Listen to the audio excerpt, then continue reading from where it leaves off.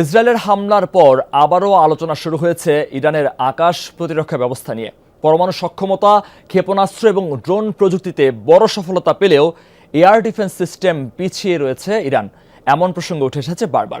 শুক্রবার ইস্পাহানে ইসরায়েলি হামলা যেন সেই ঘাটতি দেখিয়ে দিল চোখে আঙুল দিয়ে। ডিজাইন, এলিগেন্স, বিউটি, সেরা পণ্য সবার জন্য।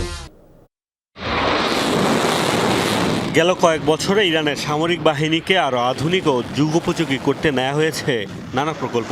যুদ্ধজাহাজ, সাবমেরিন, ড্রোন এবং ক্ষেপণাস্ত্রে ব্যাপক উন্নতি হয়েছে দেশটির। প্রযুক্তিগত উন্নয়ন আনা হয়েছে আকাশ প্রতিরক্ষার ক্ষেত্রেও। বর্তমানে ইরানের সমর ভাণ্ডারে রয়েছে বিভিন্ন পাল্লার প্রায় ২৫০০ এয়ার ডিফেন্স সিস্টেম।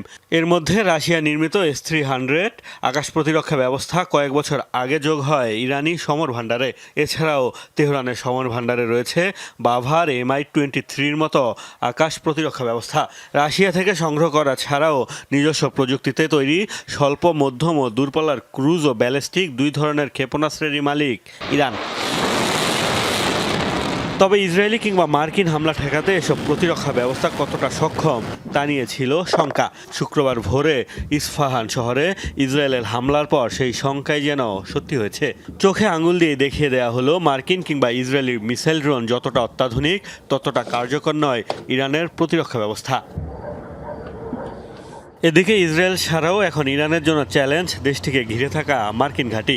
সৌদি আরব, সংযুক্ত আরব আমিরাত, ইরাক, জর্ডান, কাতার, বাহরেন সহ অন্তত ৯টি দেশে সামরিক ঘাঁটি রয়েছে যুক্তরাষ্ট্রের।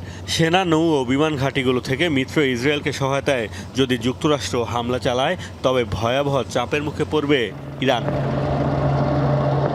মোস্তফা মাহমুদ, যমুনা নিউজ।